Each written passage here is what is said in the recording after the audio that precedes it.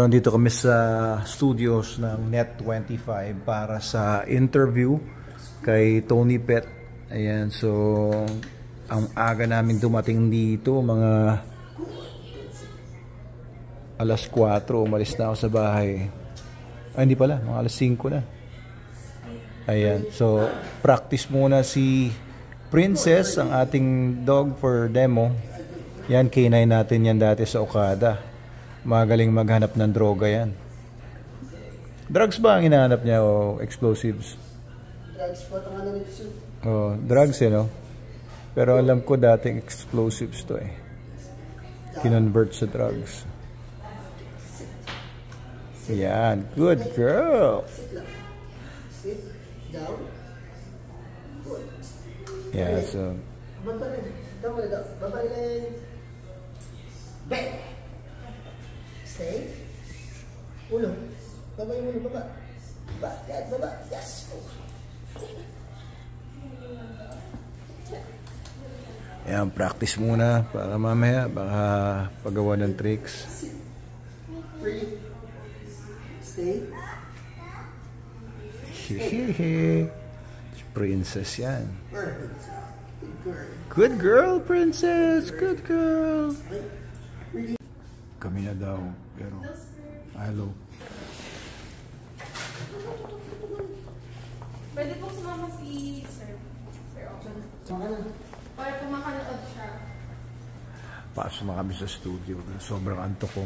Mga Net25, alam naman natin na sa mga panahong ito ay kabi-kabila ang mga party, reunion at minsan pa nga ay mayroon mga fireworks kahit unang linggo pa lang ng Disyembre. Ang mga alaga nating hayop, stress sila kapag naririnig ng mga utukan yung ingay, di ba?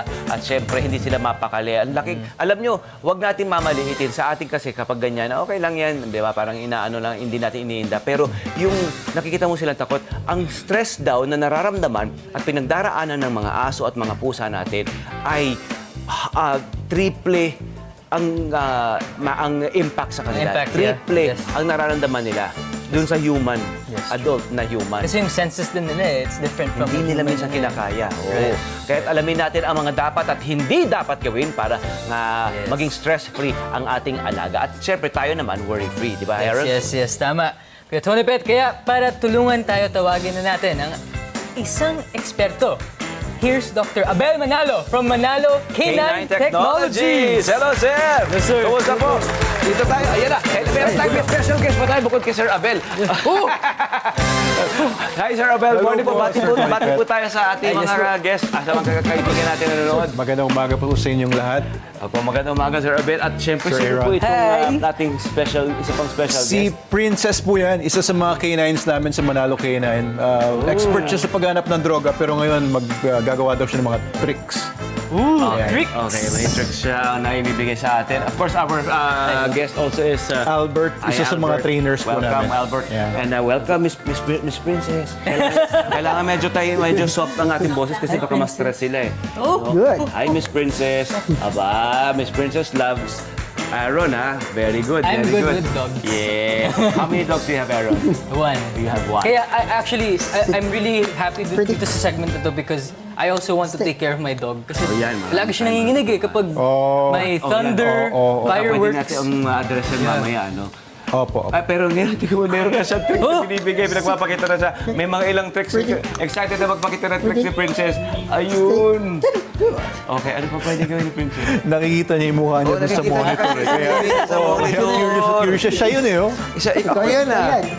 Ang galing oh. Nakatingin nga po siya sa mga nakikinig ko sa Radyo Agila. Ang ating special guest na aso, na si Princess, ay sa kasalukuyang namamangha sa sarili niya. Tinitingnan na sarili niya sa monitor. So, patatapos lang ng interview, si Miss Gia, si Sir Aaron. Finally here!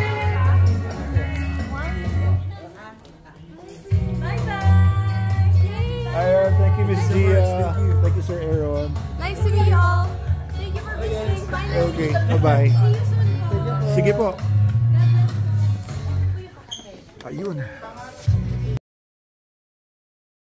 So ayun, paalis na ako dito sa Net25 station. Ayan, oh, ganda pala dito eh. Parang dati nung nagpunta ako dito, nung in-interview din ako noon several years ago, hindi ganito yung itsura nito. Maganda. Ngayon wala daw parking dito sa loob kasi parang may event sila. May museum pala dito ng mga iglesia. Thank you Net25. Salamat Sir Tony Pet sa mga bumubuo ng program nila. Sila Miss Fatima, si Miss Marian, Miss Gia, Sir Aaron. Thank you po sa inyo. And thank you nga pala dun sa babae kanina for my makeup.